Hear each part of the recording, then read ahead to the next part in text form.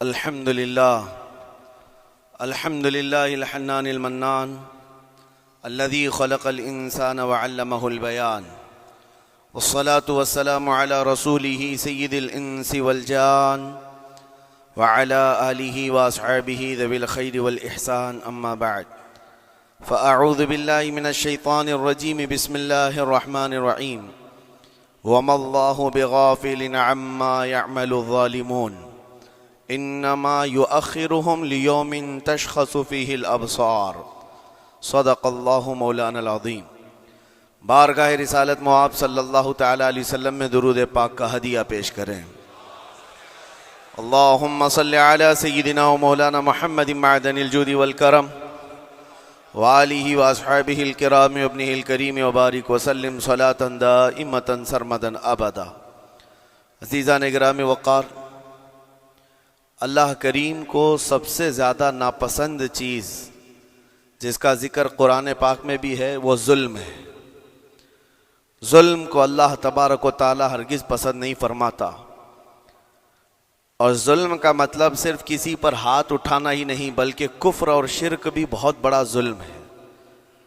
قرآن پاک میں اللہ نے فرمایا ان الشرک لظلم عظیم، اللہ کے ساتھ کسی کو شریک ٹھہرانا بہت بڑا ظلم ہے، اور اس ظلم کی بہت ساری شاخیں ہیں جو آج ہم دنیا میں دیکھ رہے ہیں۔ انسان کسی نہ کسی جگہ پر ظلم کرنے کا شکار ہو جاتا ہے، ظالم بن جاتا ہے۔ اور ظلم کی تعریف اگر دیکھیں عربی میں تو یوں کہا گیا وضع الشیء علی غیر محلہ، کسی چیز کو اس کی جگہ پر نہ رکھتے ہوئے، اس کی حیثیت کی جگہ پر نہ رکھتے ہوئے دوسری جگہ پر رکھ دینا، یہ ظلم کہلاتا ہے۔ حقدار کو حق نہ دینا یہ ظلم ہے، یا اپنے حق سے زیادہ کسی سے چھین لینا یہ بھی ظلم ہے۔ اور یہ ظلم کی ایک دو نہیں ہزاروں مثالیں ہیں، لیکن قرآن ہر ظلم کی مذمت کرتا ہے۔ اللہ کریم کئی جگہوں پر ارشاد فرماتا ہے ان اللہ لا يحب الظالمین، اللہ تعالیٰ ظالموں کو ہرگز پسند نہیں فرماتا۔ میرے عزیزو، گناہ بھی ظلم ہے، جیسے کہ قرآن میں اللہ نے فرمایا وَلَوْ أَنَّهُمْ إِذْ ظَلَمُوا أَنفُسَهُمْ، جب لوگ اپنی جانوں پر ظلم کر لیں تو اے محبوب آپ کے دربار پہ آئیں۔ یہ جو آیت ہے، ظلم کا مطلب کیا ہے؟ انسان جب گناہ کرتا ہے تو وہ اپنے آپ پر ظلم کرتا ہے۔ ظلم کی بہت ساری شاخیں ہیں، اور ظالموں کو اللہ پسند نہیں فرماتا، چاہے وہ اپنے اوپر ظلم کیا ہو یا کسی نہتے پر ظلم کیا ہو۔ آج دنیا میں جو حالات ہم دیکھ رہے ہیں، ظالموں کا ظلم عروج کو پہنچا ہوا ہے، اور قرآن پاک میں رب تعالیٰ نے ظالموں کی نشانیاں بھی بیان کی، ایسا نہیں کہ یہ پہلی مرتبہ ہوا ہے۔ اللہ تعالیٰ فرماتا ہے وَكَم مِّن قَرْيَةٍ أَهْلَكْنَاهَا، کتنی بستیاں ایسی ہیں جن کو ہم نے ہلاک کر دیا۔ رب تبارک و تعالیٰ نے ان کو ختم کر دیا کیونکہ وہ ظالم تھے۔ ظالموں کی بستیاں جو ہلاک ہوئیں، قرآن پاک میں 3 مثالیں آپ کو بتاتا ہوں۔ ایک نوح علیہ السلام کی امت اور ان کی آبادی، دوسری حضرت لوط علیہ السلام کی قوم، تیسری حضرت صالح علیہ السلام کی قوم۔ یہ تینوں قومیں ایسی ہیں، گناہ میں تو تھی لیکن غرور بہت زیادہ تھا، گھمنڈ بہت زیادہ تھا۔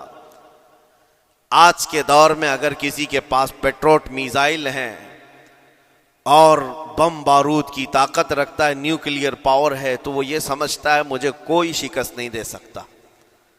یہ ہر دور میں ظالموں کا خواب رہا ہے، ہر دور میں ظالم اسی طرح کی فکر رکھتے ہیں۔ نوح علیہ السلام کی قوم بہت مضبوط قوم سمجھی جاتی تھی۔ اللہ تعالیٰ نے اپنے نبی کو جب حکم فرمایا کہ آپ ایک کشتی بنائیں بہت بڑی، تو وہ آپ کا مذاق اڑاتے تھے۔ یہاں دور دراز کہیں نہ ندی ہے، نہ نالا ہے، نہ سمندر ہے، کشتی کس میں چلاؤ گے؟ اللہ کے نبی کو پتا تھا کہ عذاب آنے والا ہے، اور اپنے ایمان والوں کو آپ ڈرا بھی رہے تھے، لیکن کفار و مشرکین غرور و تکبر میں ایسے تھے یہاں تک کہ نوح علیہ السلام نے اپنے بیٹے کو بلا کر کہا جو کافر تھا، کہا میرے ساتھ آ جا، یا بنی ارکم معنا ولا تکن مع الکافرین، بیٹا ہمارے ساتھ آ جا، کافروں کے ساتھ مت جا۔ اس نے کیا کہا؟ قال سآوی الی الجبل یعصمنی من الماء، میں تو پہاڑ کی اونچی چوٹی پر چلا جاؤں گا، تمہارا پانی مجھے کچھ نہیں کر سکے گا۔ یہ اس وقت ظالموں کا خیال تھا، گمان تھا۔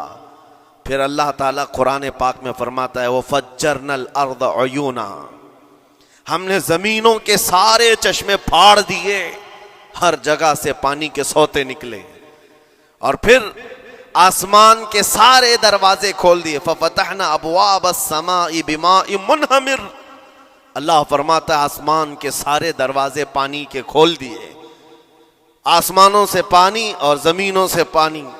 فَالْتَقَى الْمَاءُ عَلَى أَمْرٍ قَدْ قُدِرَ، سورہ قمر کی آیتیں ہیں، رب تعالیٰ فرماتا ہے پانی اتنا بڑھ گیا کہ جو رب تبارک و تعالیٰ کی طے کی ہوئی معینہ نشانی تھی وہاں تک جا کر پانی مل گیا، روئے زمین پر کوئی باقی نہ رہا سوائے حضرت نوح علیہ السلام کی کشتی کے، کوئی نہیں باقی رہا۔ جب یہ پانی پھیل گیا، کیا پہاڑوں کی چوٹیاں، کیا محلوں کی اونچائیاں، سب غرق ہو گئے، اور وہ جبابرہ، وہ قوت کے بادشاہ جو کہتے تھے ہمارا کوئی کچھ نہیں بگاڑ سکے گا، سڑ گئے پانیوں میں۔ صرف پانی اللہ تعالیٰ بھیج دے تو انسان اسے روک نہیں سکتا، عذاب الہی کو کیسے روک سکے گا؟ دوسری گھمنڈی قوم، غرور میں مبتلا قوم تھی حضرت لوط علیہ السلام کی قوم، جو بدکاریوں میں ملوث تھے۔ اللہ کا جب عذاب آیا تو قرآن پاک میں رب تعالیٰ فرماتا ہے وَأَمْطَرْنَا عَلَيْهِمْ حِجَارَةً مِّن سِجِّيلٍ، نوکیلے پتھروں کی ہم نے ان پر بارش کی۔ فَجَعَلْنَا عَالِيَهَا سَافِلَهَا، ان کی اونچائیوں کو اٹھا کر کے نیچے پلٹ دیا گیا، زمین کو فرشتوں نے اوپر تک اٹھایا اور اس کے بعد پلٹ دیا۔ یہ پوری بستی غرق ہو گئی، ختم ہو گئی۔ یہ بستی بھی وہی تھی جس کو حضرت لوط علیہ السلام بار بار تنبیہ کرتے تھے کہ ظلم سے بچو، ظلم سے بچو، ظلم اللہ کے عذاب کو دعوت دیتا ہے، لیکن وہ مذاق اڑاتے تھے، اور جب ہلاک و برباد ہو گئے، ختم ہو گئے، ان کی نشانیاں بھی باقی نہیں رہی۔ وہ پتھروں کی بارشیں کہاں ہوئی تھی واللہ عالم، لیکن میرے عزیزو ہم نے دیکھا ہے جہاں یہ قوم آباد تھی اس علاقے کو آج بتایا جاتا ہے وہ جارڈن کا علاقہ تھا، بحر مردار جہاں پر آج باقی ہے، ڈیڈ سی۔ میں خود سفر پر دیکھا، جارڈن کی ایک سرزمین پر گاڑی چلتی جا رہی ہے اور کالے کالے پتھر، جہاں تک نظر کرو صرف پتھر ہی پتھر ہیں، بہت نوکیلے۔ ایسے پتھر میں نے دنیا میں دوسری جگہوں پر نہیں دیکھا۔ آج بھی اسی طرح سے باقی، تقریباً 100 کلومیٹر 150 کلومیٹر تک صرف پتھر ہی ہے، بیچ میں صرف ایک روڈ جاتا ہے، اس کے بعد نہ کوئی درخت دکھتا ہے، نہ کوئی عمارت ہے، نہ کوئی پہاڑ ہے، صرف پتھر، پتھروں کا صحرا ہے۔ آج کی اس صدی میں دیکھ کر کے ان پتھروں کو ہیبت طاری ہو جاتی ہے، جس وقت وہ برسے ہوں گے ان کی حالت کیا ہوگی۔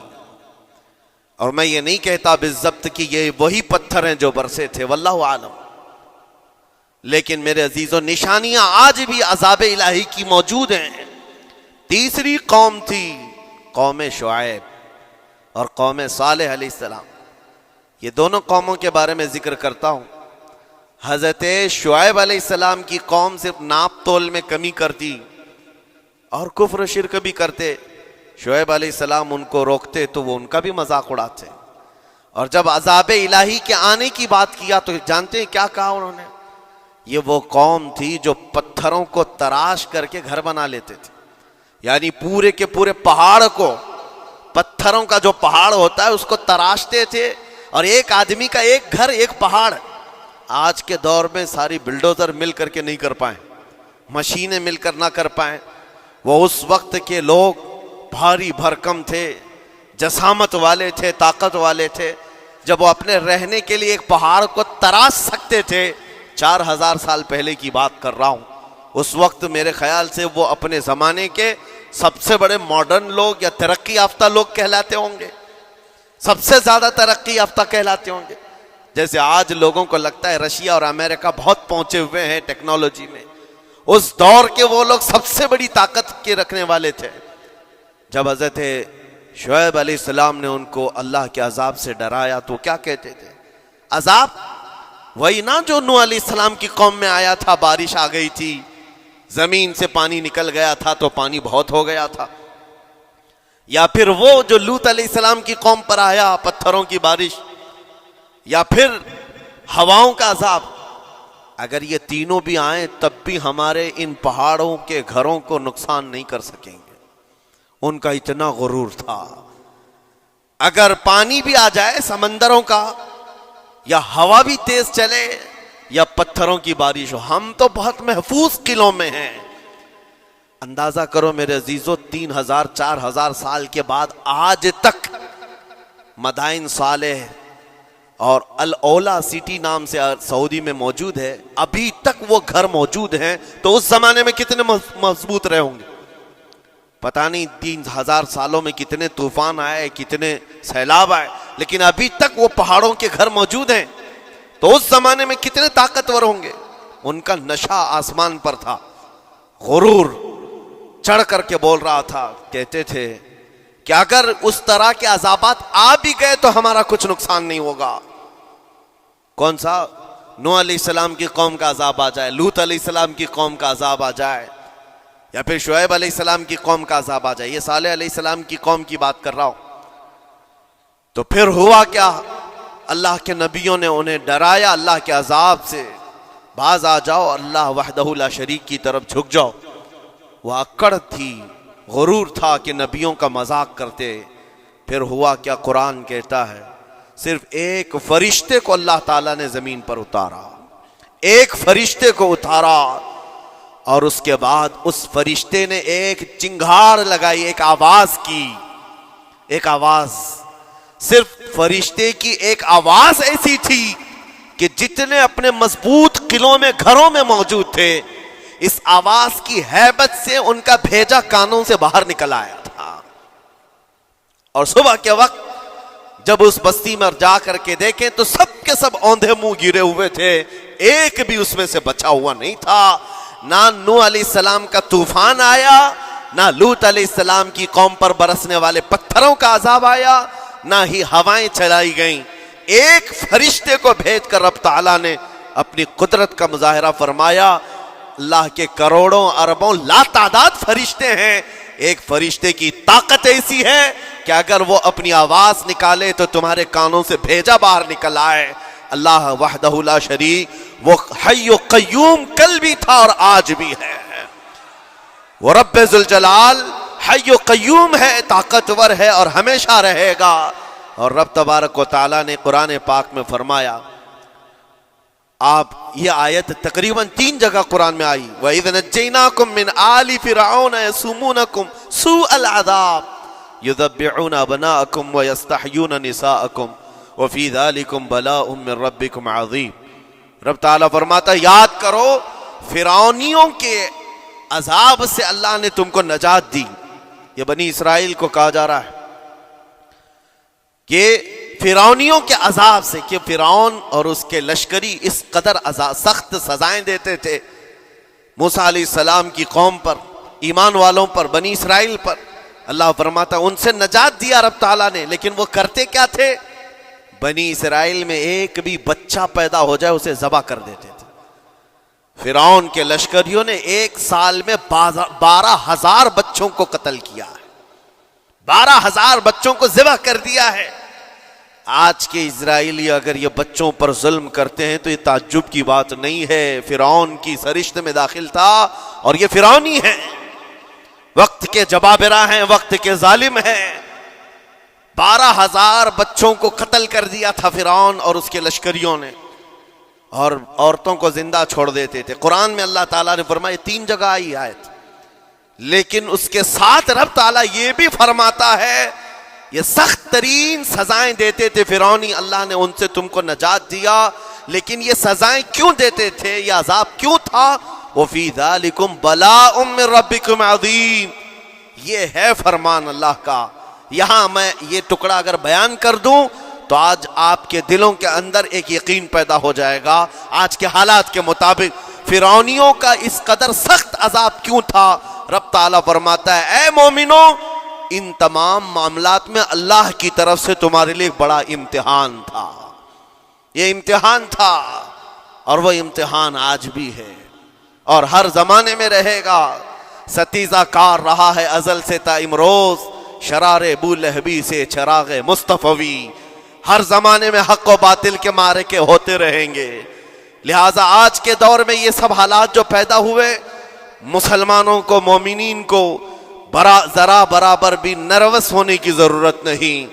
تم جس دین سے وابستہ ہو، اس دین کی حفاظت کا ذمہ اللہ نے اپنے ذمے لیا ہے. یریدون لیطفئوا نور اللہ بافواہہم. قرآن میں اللہ فرماتا ہے کفار و مشرکین اپنے منہ کے پھونکوں سے اللہ کے اس چراغ کو بجھانا چاہتے ہیں، اللہ اپنے اس چراغ کو مکمل کر کے رہے گا. یہ اسلام نور الہی ہے، اللہ کا نور ہے اور اس کو صبح قیامت تک رہنا ہے. اور ہم جیسے اور بھی آئیں گے اس زمین پر اور آئیں گے جاتے رہیں گے. یہ آبادیاں ہیں، بدلتی رہیں گی، خدائی قانون ہے، لیکن اسلام نہ کل بدلا تھا، نہ آج، نہ قیامت تک بدلے گا. ہم سب کا امتحان ہے میرے عزیزو، ہم سب کا امتحان ہے. لیکن ان حالات میں مومنین کو کرنا کیا چاہیے؟ انہیں اپنے ایمان کو مضبوط کرنا چاہیے. کبھی کسی کے اڑتے ہوئے چھیٹڑے اور ٹکڑے دیکھ کر تمہیں مایوس ہونے کی ضرورت نہیں. اب ہمارا مستقبل کیا ہوگا؟ میرے عزیزو، آج جو حالات ہیں یہ حالات کربلا سے زیادہ سخت تو نہیں ہیں. آج فلسطینیوں کو ہم نے دیکھا 6 ماہ کے، سال بھر کے بچوں کو سینے سے لگا کر کفن لپیٹ رہے ہیں. ان ماؤں کی کیا کیفیت ہوتی ہوگی؟ کبھی کبھار چھوٹی سی کلپ میں دیکھ کر کے آنکھوں سے آنسو بہ پڑتے ہیں. انہوں نے اپنے ہاتھوں سے نہ جانے کتنے بچوں کو ایک دن میں دفن کر دیا. 80 میتوں کو ایک قبر میں ڈال دیا کرتے ہیں. ان فلسطینیوں کو لاکھوں سلام، ان کے جذبات کو اور ان کی استقامت کو. ہم تو دعا یہی کرتے ہیں ان فلسطینی مسلمانوں کے برابر پوری دنیا کے مسلمان نہیں ہو سکتے. ہم تو ایک ناشتے پر صبر نہیں کر پاتے، وہ اپنے 10 بچوں اور خاندان والوں کے کٹے ہوئے چھیٹڑوں پر بھی کہتے ہیں اللہ ہمارے ساتھ ہے. ساری مصیبتیں دیکھ کر کے بھی وہ کہتے ہیں اللہ ہمارے ساتھ ہے. ان کے گھر اڑا دیے گئے، تباہ کر دیے گئے، راکھ میں بدل دیے گئے. اور نیوز اینکر، یہ دجالی میڈیا وہاں جا کر کے ان کے زخموں کو کھرید کر کے پوچھتا ہے تمہارا مال کیسے آئے گا، تمہارا گھر کیسے چلا گیا. لیکن ان حالات میں بھی وہ مسکرا کر کہتے ہیں اللہ نے دیا تھا، پھر اللہ ہے اور اللہ دے گا. ان کے ایمان کے برابر ہم نہیں ہو سکتے. لیکن میرے عزیزو، پوری دنیا کے مسلمانوں میں اس مسئلے نے آج ایک اتحاد کی فضا قائم کی ہے. اگر ہمارے درمیان آج بھی اتحاد نہیں ہو سکتا تو پھر میرے عزیزو، شاعر نے سچ کہا تھا جگہ جگہ کے تھک چکے ہیں تمہیں یہ ہنگامے، نشاط لذت خواب گراں بدل ڈالو. غلط روی سے منازل کا بعد بڑھتا ہے، مسافر و روش کارواں بدل ڈالو. آج کے حالات تمہیں اگر نہیں بدلنے پر مجبور کیے تو پھر بتاؤ کون سے حالات تمہیں بدلیں گے، کب تم بدلو گے؟ لیکن ان حالات پر آج بعض لوگوں نے یہ کہنا شروع کیا. میں نے چند دنوں پہلے ایک آیت پڑھی تھی، ایک بیان میں کہا تھا اللہ قرآن میں فرماتا ہے هو الذی ارسل رسولہ بالہدی ودین الحق لیظہرہ علی الدین کلہ. وہ اللہ ہے جس نے حق دین کے ساتھ اپنے رسول کو بھیجا ہے اور ہدایت کے ساتھ اپنے رسول کو بھیجا ہے. کیوں بھیجا ہے؟ لیظہرہ علی الدین کلہ، تاکہ وہ رسول پوری دنیا پر یہ دین غالب کرے. یہ دین غالب آئے گا. تو بعض مجھ سے کہنے لگے مولانا سٹیج پر بیٹھ کر چلاتے ہو، کئی کرسیوں پر بیٹھ کر کہتے ہو کہ تمہارا دین غالب آئے گا. تمہارا دین تو آج ٹکڑے ٹکڑے کیا جا رہا ہے، کوئی کچھ نہیں کر پاتا. ان ظالموں کو میں یہ کہتا ہوں، ان کو یہ میں کہتا ہوں، ان تمام حالات سے تم ہرگز یہ مت سمجھنا کہ دین غالب آئے گا. چاند پر بھی گہن لگتا ہے، لیکن جب گہن چھٹتا ہے تو چاند پورے آب و تاب کے ساتھ چمکتا ہے. آج اگر امت مصطفیٰ پر گہن لگا ہے تو میں اپنے ان تمام نوجوانوں سے جو ابھی ان فوان شباب میں داخل ہوئے ہیں، ابھی یہ دنیا کو دیکھنے کے قابل بنے ہیں، میں ان سے کہتا ہوں ان آندھیوں سے، ان طوفانوں سے گھبرا کر کے نہ تمہیں دین بدلنے کی ضرورت ہے، نہ تمہیں اپنا مسلک و مذہب بدلنے کی ضرورت ہے، بلکہ میں یہ کہتا ہوں نہ گھبراؤ مسلمانوں، ابھی خدا کی شان باقی ہے، ابھی اسلام زندہ ہے، قرآن باقی ہے۔ یہ ظالم کافر کیا سمجھتے ہیں جو روز ہم سے الجھتے ہیں؟ ابھی کربلا کا آخری میدان باقی ہے، ابھی تو کربلا کا آخری میدان باقی ہے۔ عزیزان گرامی وقار، میرے نبی کریم صلی اللہ تعالی علیہ وسلم نے جو فرمایا وہ ہو کر رہے گا، وہ ہو کر رہے گا۔ میرے آقا صلی اللہ تعالی علیہ وسلم کا فرمان عالی شان میں سناتا ہوں۔ حضور فرماتے ہیں لا تزال عصابۃ من امتی یقاتلون علی ابواب دمشق وما حولها وعلى ابواب بیت المقدس لا يضرهم خذلان من خذلهم ظاہرین علی الحق الى ان تقوم الساعة او کما قال رسول اللہ صلی اللہ علیہ وسلم۔ میرے آقا فرماتے ہیں قیامت تک میری امت میں سے ایک جماعت ایسی ہوگی جو بیت المقدس کے ارد گرد حق کے لیے لڑ رہی ہوگی۔ حضور نے فرمایا قیامت تک لڑتی رہے گی، لیکن ساتھ میں ان کے لیے میرے آقا نے فرمایا پوری دنیا کے برا چاہنے سے ان کا کچھ نہیں بگڑے گا۔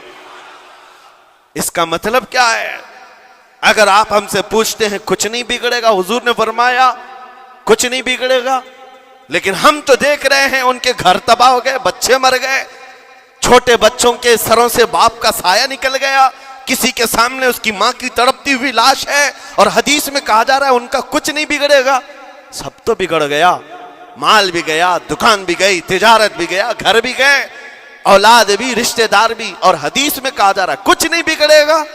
میرے عزیزو یاد رکھو میرے آقا کا فرمان حق ہے، کچھ نہیں بگڑے گا کا مطلب کیا ہے؟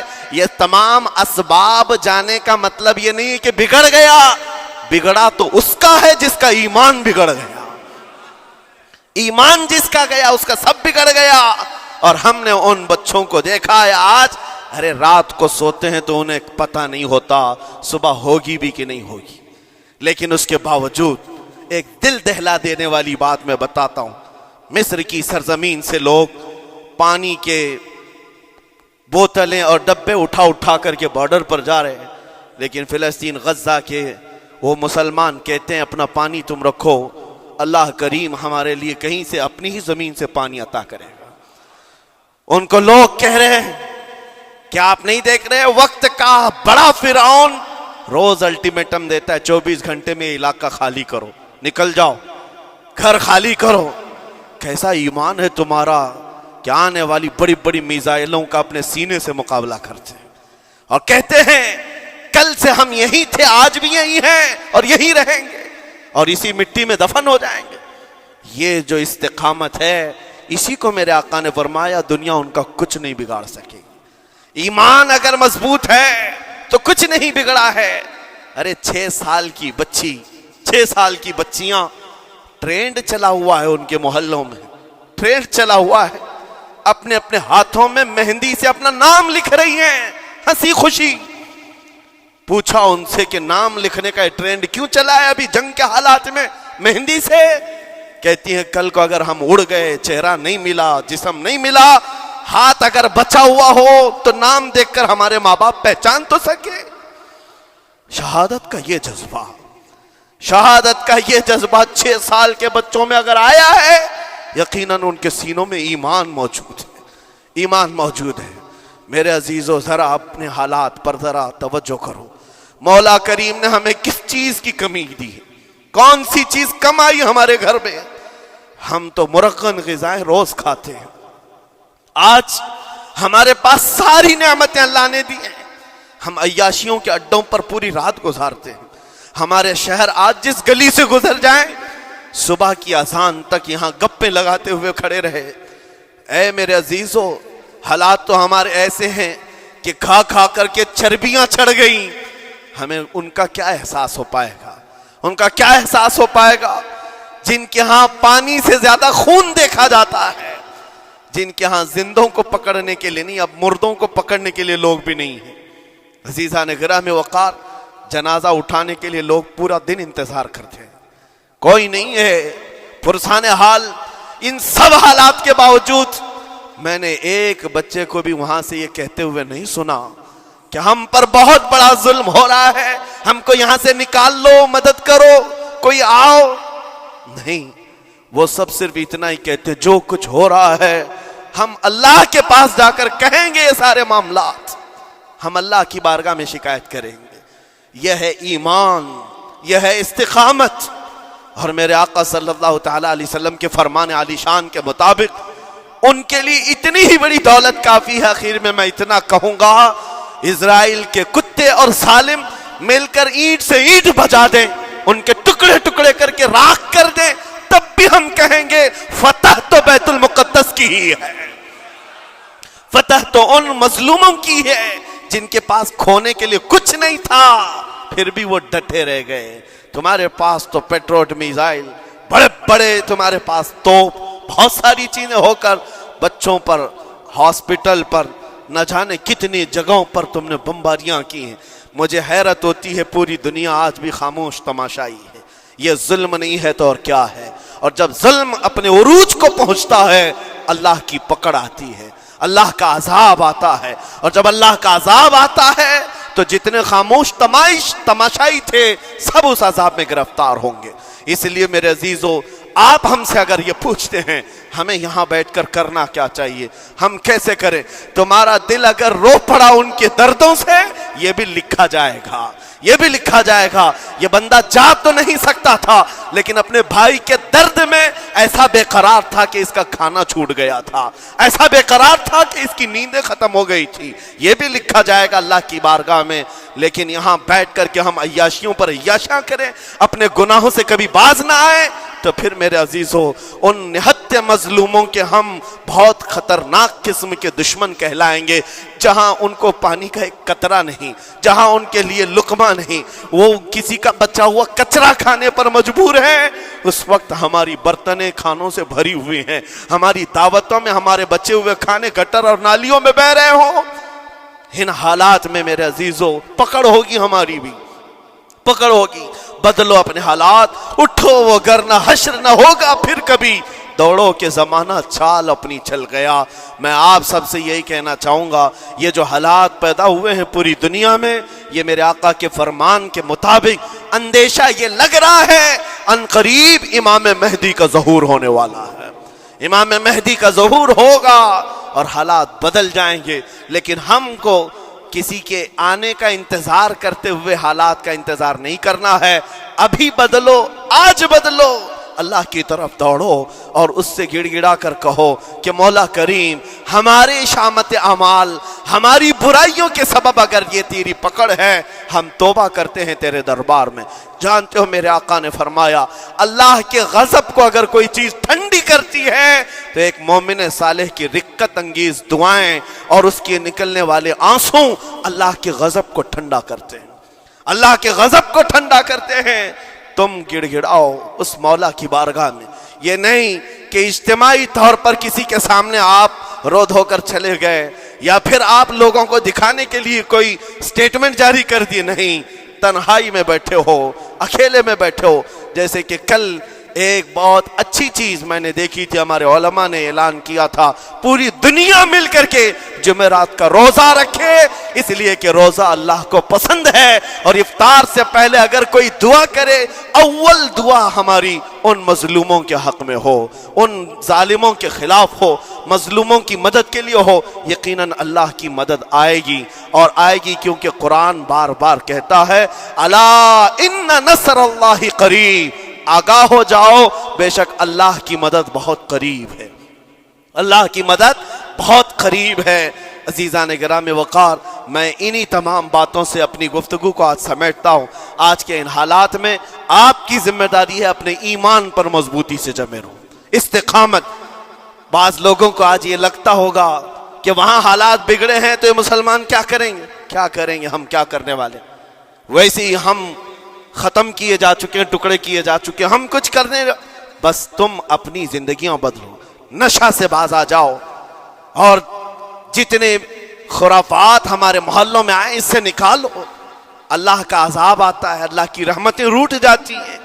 ایک بار ہم بدل لیے تو مولا کریم اپنی رحمتوں کے سائبان فرما دے گا ہم پر، اور بس ہماری تمنا یہی ہے۔ اللہ کریم کی بارگاہ میں دعا ہے، قدیر و جبار خدا کہنے سننے سے زیادہ ہمیں عمل کی توفیق عطا فرما۔ اے رب کریم احسن الخالقین، ہم سب اپنے گناہوں سے سچی توبہ کرتے ہیں مولا۔ ہمارے گناہوں کی وجہ سے اگر تیری سخت پکڑ ہے تو مولا تو اپنے غضب کو ٹھنڈا فرما دے، تو اپنے غضب کو ٹھنڈا فرما دے مولا، تو اپنے غضب کو ٹھنڈا فرما دے۔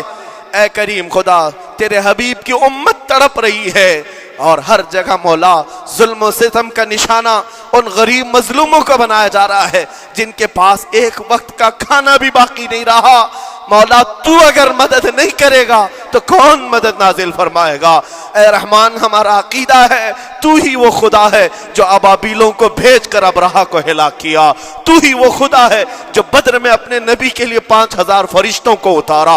اے مولا، تو ہی وہ خدا ہے جو یونس علیہ السلام کو مچھلی کے پیٹ سے زندہ سلامت نکالا، تو ہی وہ خدا ہے جو ابراہیم علیہ السلام کو بھڑکتی ہوئی آگ سے زندہ محفوظ فرمایا۔ اے قدیر و جبار خدا، کل بھی تو حی و قیوم تھا، آج بھی ہے اور ہمیشہ رہے گا۔ ہمارے اس عقیدے کی لاج رکھ لے، اور غیب سے مولا تو اپنی مدد نازل فرما، اپنی مدد نازل فرما، امت مصطفیٰ کے لیے خیر فرما، ہم سب کو امن و امان عطا فرما۔ اے رب کریم، ان ظالموں کو کیفر کردار تک پہنچا دے، مظلوموں کو مولا امن کی سانس عطا فرما۔ ہماری خوشیاں اگر لکھی ہوئی ہے اے رب قدیر، ہماری خوشیوں میں سے ان کو یہ تقسیم فرما دے۔ اے اللہ، ہماری حصے کی خوشیاں انہیں تقسیم فرما دے۔ اے رب کریم، ہمارے امن و سکون کو ان کے درمیان تقسیم فرما دے۔ اے اللہ، ان بلکتی ہوئی ماؤں کی آوازیں ہماری نیندیں اڑا چکی ہیں مولا، ان بچوں کے زخمی چہرے مولا بار بار ہماری آنکھوں کو ترساتے ہیں مولا۔ کب تک یہ تیری آزمائش ہوگی، کب تک یہ امتحان ہوگا؟ اے قدیر و جبار خدا، تجھے تیرے حبیب کی نالین کا واسطہ ان سب کو ظلم و ستم سے آزاد فرما دے۔ اے اللہ، ظلم و ستم سے آزاد فرما، امن و امان عطا فرما، خیر و سلامتی عطا فرما۔ ہمارے اس ملک عزیز ہندوستان کو امن و امان کا گہوارہ بنا دے۔ اے اللہ، ہم سب کو محبت و آشتی کا پیغام اور الفت و محبت کے ساتھ جینے کی توفیق عطا فرما۔ مولا، ہماری دعاؤں کو حضور کے صدقے قبول فرما۔ وصلی اللہ تعالی علی خیر خلقہ محمد وآلہ واصحابہ اجمعین، وآخر دعوانا الحمدللہ۔